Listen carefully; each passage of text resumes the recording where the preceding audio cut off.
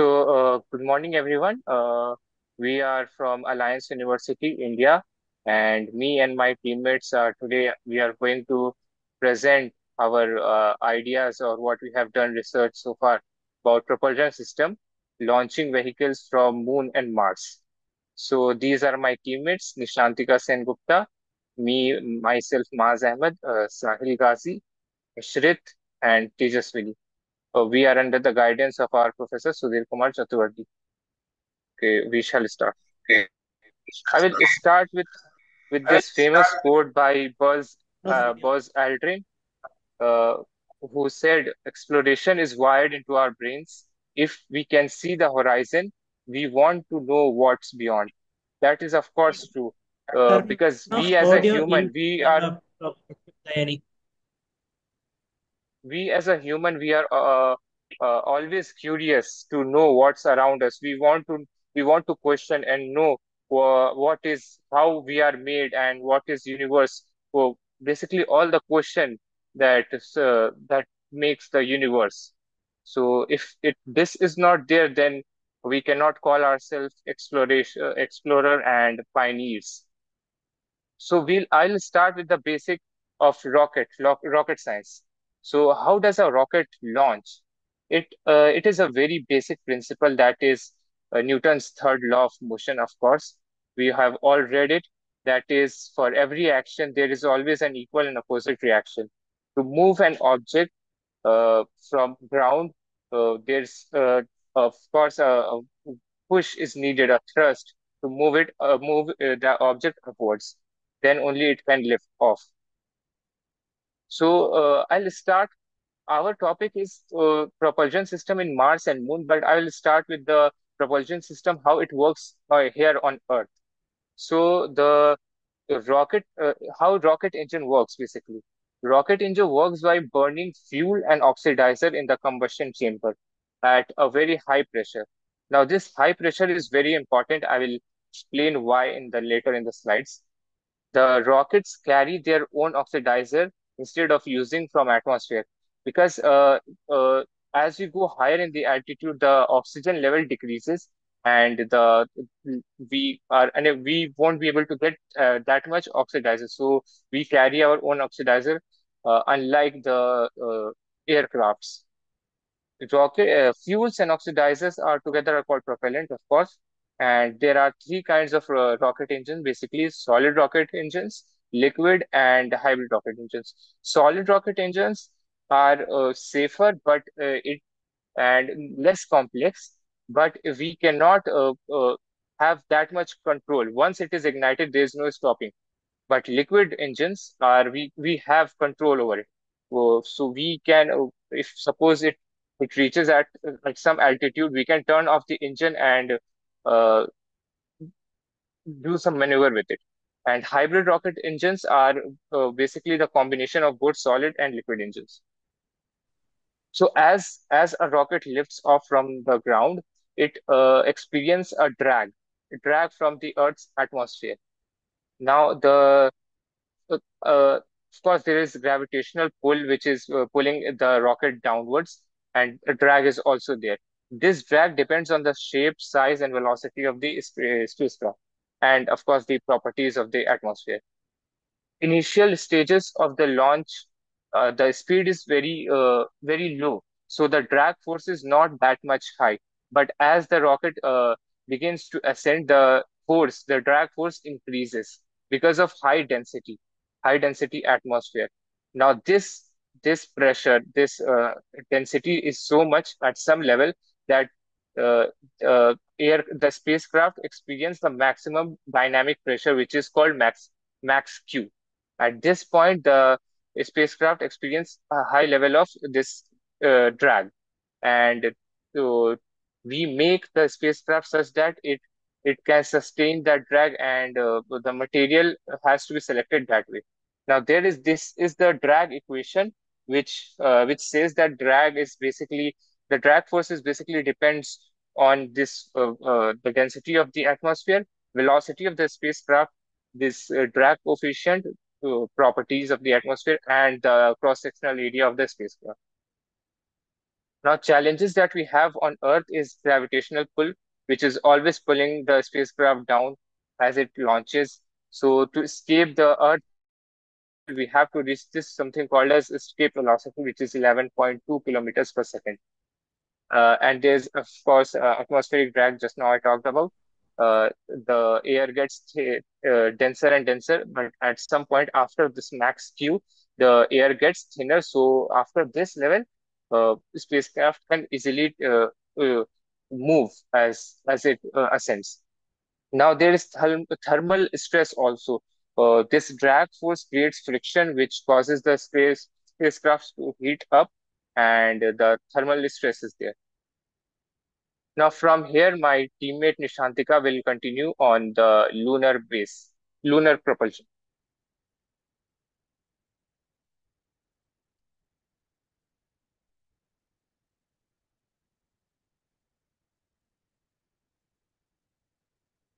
Good afternoon, sir, and everyone present here. Can you hear me?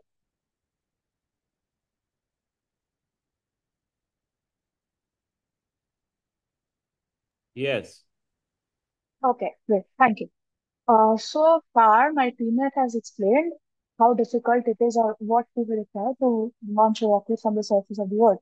Now, our topic for today is developing propulsion systems for launching vehicles, rockets, or anything from the surface of the Moon and the Mars. Now, the Moon and the our presentation is basically divided into two halves: the Moon and the Mars. Now, although they are very different, Moon is a natural satellite of Earth and Mars is a planet. They can be connected in a way that is for future Mars missions, which we will carry out because Mars is a very suitable candidate for life. For future Mars missions, we can actually launch rockets on the moon's surface instead of the Earth's surface. That will be more effective, more cost efficient, sustainable as well to some extent. Now, let's see how. So, this is an artist's impression of a lunar base. So, I'll move forward. So before we go on to how do we launch rockets from the surface of the moon, I have mentioned some of the specifications which play a major role in developing these propulsion systems. For example, what we need here is a surface gravity. We already know that the moon's surface gravity is 16%. That is one sixth that of the Earth. That is very less compared to the pull we feel from the Earth. The moon's surface gravity is very less, and the escape velocity of moon is around 2.8 kilometers per second. When we compare this with the Earth, that is 11.2 kilometers per second, this is again very less. So it is quite obvious that it can be much easier to launch rockets on the surface of the moon. Although there are some challenges to be tackled. For example, the temperature extremes you see here. On Earth, we don't have such temperature extremes. Now, another thing in this presentation focuses a lot, at least the moon part focuses a lot on sustainability. That is, how do we make use of the existing resources on the moon surface to develop systems instead of taking stuff from the Earth and transporting them to moon, because that itself is a huge burden. So before we move on, we'll see what is the moon composition, what is it made of. We can see oxygen is present in abundance, and we have a lot of other metals as well. And okay, now I'll move on. Now, launching from moon surface, as I've mentioned before, some of the properties of the moon make it much easier to launch rockets from its surface. For example, there is no atmosphere on the moon. The gravity is so less, hence the atmosphere, there is no presence of atmosphere at all. So we don't have to overcome some kind of atmosphere to reach to to reach the orbit of the moon. And as this is because the gravity, the acceleration with the gravity is much less. So because of this, there are some design um, there are some changes we can implement in the design. For example, a nose cone or a nose cone ejection mechanism, which we need in rockets which are being launched in the Earth's surface, that is not required on the moon because over here we needed to protect the payload from aerodynamic forces. Over there, we hardly have any aerodynamic forces, so this is not required. Diameter of the payload can be made as large as required. There are no size requirements. And then total impulse requirement is reduced because over here, when you're launching a rocket on the Earth's surface, you have to overcome a lot of drag. And therefore, the total impulse gets affected due to that. Over there, we don't have it. So this is much easier to make. And as the total impulse requirement is reduced, hence the total mass of the rocket, including the motor and the fuel, is greatly reduced. So you can launch lightweight rockets on the surface. Okay. Now, before we can launch a rocket, we first need a moon base launch site. So, what do we prefer? We know like when it comes to the moon, the major region of interest is the south pole of the moon. Many countries have had missions which have been sent to the south pole, and they have detected water, frozen water in polar ice caps. Even from India, there is a Chandrayaan-1 mission which detected the which detected this polar water in the polar ice caps. It had a moon mapping instrument, and even for landing and stuff, most of the countries prefer the South Pole. Even the Shackleton crater is of great interest. Even India's Chandrayaan 3, which landed last year, it landed the Shackleton crater. So why is that? There must be some reason why these areas are of more interest than the other areas. This is because craters have this converging surface where we know the moon, unlike the Earth is tilted at 23 and a half degrees, which is why there are parts, there must be that some part of the Earth receives sunlight while the other is in darkness, and after 6 months that switches. The other part receives sunlight and the other is in darkness. On the moon is not tilted like this. Hence, there are parts of the moon which stay permanent darkness, and the others are continuously lit. There is no night. And some experience like permanent night, some experience permanent day. So, like this, there are parts of the crater, the peaks of the craters, which are constantly lit by the sun, while the floor is in constant darkness. So, we already know that because the moon hardly has an atmosphere, there are many large craters on the moon's surface, some of which are included here. There is Shoemaker, and this is Ammons and Forstily. This can be great site for launching. Now, this is basic stuff, what we already know about launching rockets on Earth's surface. That is near the poles of the Earth, the gravity effect of gravity is much more compared to the equator. So launching on Earth, rockets are usually launched from areas near the equator. Same thing can be applied on the same logic can be applied on the moon as well. This is a problem that this although contradicts these two statements contradict each other. That although the South Pole has a lot of resources, it can be difficult to launch from the South Pole. Although we can build bases there, we can build resources because the South Pole is rich in resources. We can build bases there, and it's obvious that when we're storing energy and when we are building bases or something, we need an area of the moon which has continuous permanent solar energy access. Okay, so this is basically a map of the moon South Pole. These are some of the areas of interest. Here is the peak. Here's the Shackleton crater. This is where a lot of countries have landed their probes and spacecrafts. All of these areas can be interesting. As you can see, there are high peaks, there are highs and lows, which means some of them receive sunlight and the other are in darkness. Okay, so some more recommended sites for building lunar bases are the Sea of Tranquility. Sea of Tranquility is a place where asteroid came and hit, so there's a huge crater, and it is very close to the lunar equator, so it makes it easier to launch rockets from there. It is also very significant because this was the site of Apollo 11's landing. Then there's another crater called the Sea of Stars. This is also near the equator. Okay. Now I move on. Although we saw where all we can build a lunar base, there are some challenges which come with it, and we need to tackle those challenges. For example, the surface of the moon. We are still studying the moon. We haven't finished studying everything about the moon. So there's a top layer of loose soil, and there is a surface below that, and some of the properties are still unknown to us. And then there is something called engine plume interactive. That is this plumes from the regolith of the moon surface. It interacts with the lunar lander in such a way that it can cause damage to the lander and it can affect its operations. So that is something that needs to be studied, and it has to be done here on Earth. It can be modeled and studied using something like CL. Okay. Now we come to power requirements. When we are planning to launch something or to sustain something on the moon, we need a power requirement. We can't survive without power. And since we're looking at the more sustainable sources looking at more sustainable alternatives, I'll come to solar energy as at the last. Let us look at the other alternatives first. We can use something called hydrogen power cells, as we already have polar water that can act as a reserve. As we already have polar water, we can find some way to melt that water stored in ice caps. That would work as a energy reservoir. As we already know that, so although we have solar energy, all of them, there are also eclipses on the moon, just like we have eclipses on the sun. So for that also we need some kind of energy reservoirs. So over here I mentioned fuel cells as well. What fuel cells do, they produce water as waste. So that makes them a sustainable alternative. They don't produce anything harmful. It can be used to survive the lunar nights. Lunar nights means the timing where lunar nights refer to the areas which are in constant darkness. So over there, there's no point of building a solar panel because there is no sun at all. So for those places, we need to build energy reservoirs, and of course, the one we'll focus on throughout this presentation, like about for building base on the moon or launching rockets on the moon, is solar energy because there are many areas of the moon which are in constant sunlight. There is a constant sunlight, so a lot of solar energy can be harnessed. So there is something over here, although this is an alternative, it can be considered, it also comes with a lot of bad, harmful effects. There is use of electromagnetic launchers to inject scientific payloads into a variety of fabrication lunar surface. So, so lunar the derived commodities, the fuel and oxygen we can derive from the surface of the moon. It can be more efficient and sustainable than relying on chemical fuels. Obviously, this method is much better than taking fuels here from Earth and bringing them to moon and then using them in the rockets to launch.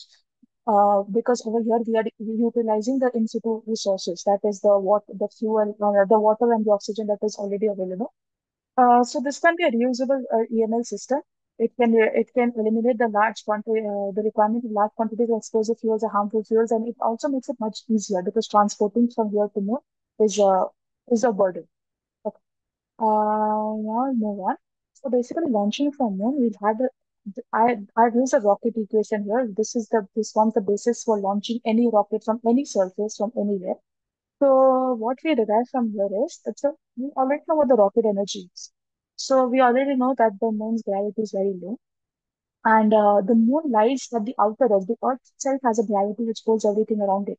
But moon lies at the outer edge of the Earth's gravity well. That is very quite far, almost at the end of the Earth's gravitational influence. So it is much easier to escape our planet's pull, which launched on the moon surface. When launched from Earth, we have a huge gravity to over. So there are many reasons why we are looking at launching vehicles from the surface of the moon because it's accessible, it has a low gravity, and the huge resource potential it offers. Now let's see. We already over here. I'm focusing mostly on using solar energy as the power source and using LOX, that is liquid oxygen, as a fuel. So how do we do that? We have water stored in the polar ice caps. So we need to obtain oxygen from that. So what do we do is there's iron oxide present on the surface of the moon. So what we can do with hydrogen gas, we can reduce it and form elemental iron and water. This is one way of producing water as well. This we can store this over here. We are getting liquid water, which can be again used to sustain if people are living there. Now this water again can be electrolyzed. You know the basic electrolytic process to produce oxygen. It can be liquefied at low temperature and stored. The moon itself offers low temperature anyway, so this can be done naturally. So yes, I've already, so this is one method to produce. I've already discussed this how the South Pole is can be useful. It can be, and water molecules can be easily broken down into hydrogen and molecule oxygen, as I mentioned before. It can even be used as a rocket by propellant. Like we have already seen how we use liquid or LOX, that's liquid oxygen. Not only that, even hydrogen and molecule oxygen can be used as by-propellant, which is another rocket fuel. Okay. So basically, I'll end with this. This is an artist's impression of putting solar panels on the moon surface. As you can see, this is the area which is under constant sunlight. So there is light reaching the surface. You can harness light from there. That is harness energy from there, and that energy is being is being used to power all these rovers over here. From there itself, we can launch rockets on the surface of the moon. Now, my teammate Mars will return to explain to you how can we do this on the surface of the surface of Mars. Thank you.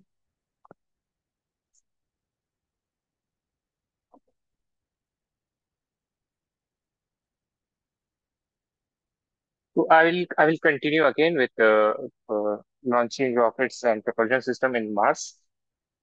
So launching rocket from the red planet. What do we need? What is the difference basically from Mars and our Earth? Low gravity. As you all know, Mars has low gravity than Earth, so the escape velocity is also very low, which is 5.03 kilometer per second, and it is easier to launch a rocket from Mars. The atmosphere is very thin. There is atmosphere, but it is very thin compared to Earth, and it is just 1% as dense as the Earth's atmosphere. And yeah, so it is easier. The launching from Mars is not very different from the Earth. but it is easier than as compared to Earth. The surface temperature of Mars is very it gets very cold and it gets very hot. Not very hot, it's just 20 degrees Celsius in the equator in summer.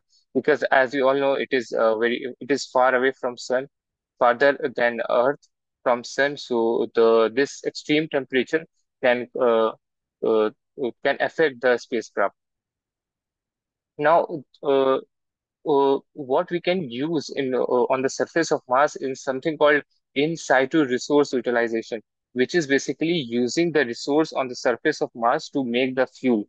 For example, we can use carbon dioxide which enables the production of methane, and this methane can be used as fuel, which is also now SpaceX is doing to for in their rocket Starship, which eventually will go to Mars and launch from there, and also this uh, in situ is also can be used for making oxygen, which will be used for making colony in Mars, and using water resources. It can be converted to water also.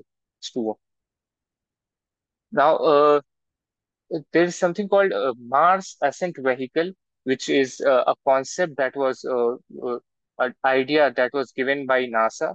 MAV, it is called in short.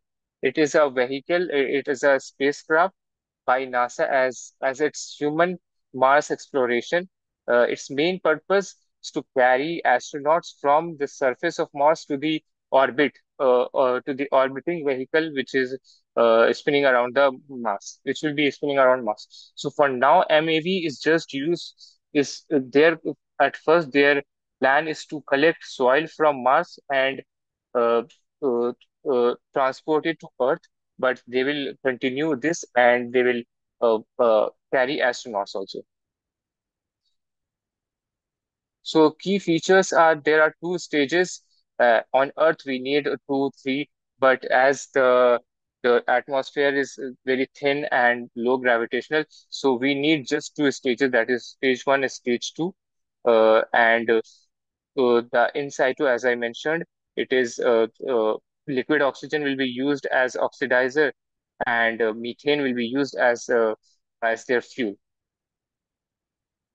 Now, the propulsion system is mixed with is a mixture of liquid methane and oxygen, and to achieve the thrust from Mars orbit, and it has to be cryogenic in cryogenic tank, which is very cold and also pressurized. So before NASA is planning before carrying astronauts, they will prepare the spacecraft. They will send the spacecraft years before astronauts will arrive. So they will create this liquid methane on the surface of Mars. So the most important thing about this MAV is their minimal mass, that is very less mass they need to manufacture it so that it can be launched easily basically. Now the propulsion system is in MAV, as I also mentioned earlier, is two stages. First stage will be this equipped with these three kilonewton engines that will use liquid oxygen and methane as propellant. It will generate a specific impulse, which is 360 seconds, and uh, it will be these liquid oxygen and methane will be stored in a tank, which will be highly pressurized and cryogenic. The second stage will have only one main engine and 16 reaction control system. So reaction control system is basically it will be around the spacecraft, which will help the spacecraft to balance itself. If it gets disbalanced anyway, it will stabilize, and it is basically small thrusters on this spacecraft. The tank, as I mentioned, it will be pressurized and it will contain liquid oxygen and liquid methane. Now, the challenges during on Martial surface is, uh, of course, the temperature is there. which gets, as we saw, it gets to minus 200 degrees Celsius and this extreme temperature. So the spacecraft has to uh, sustain this amount of variation of temperature.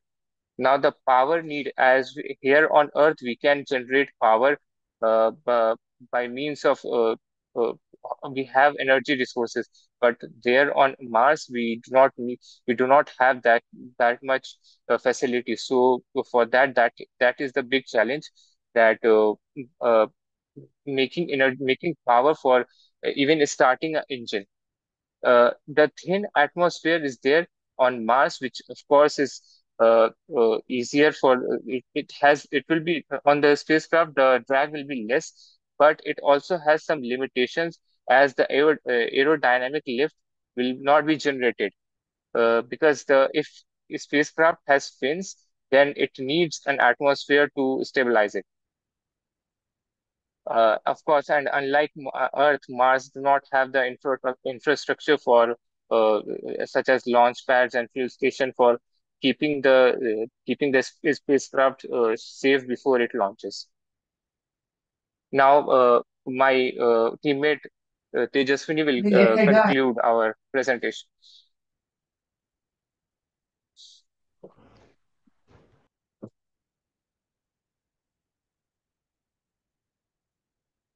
Good afternoon, everyone present here. I'm here to conclude about this topic, launching rockets from Moon and Mars. So, basically, there is a different environment in each planet each planet. So, when we come to Mars, it has a very thin atmosphere and high gravity compared to the Moon. It requires more robust propulsion system and precise aerodynamic designs. It utilizing ISRU, that is in situ resource utilization, for the fuel production on Mars. Significantly, it reduces mission cost and enhance sustainability for further human exploration. And coming to the Moon, it lacks of atmosphere and it has a very low gravity, making launches less energy intensive, but they demand meticulous handling of lunar dust and thermal extremes. It, ap- it proximately to Earth allows for most frequent resupply mission and shorter communication delays, making it a stepping stone for deeper space exploration. And so these are the some references we have taken for this presentation. So that's it. Thank you. So, thank you, sir. I would like to say that sorry for dragging this so long. Once we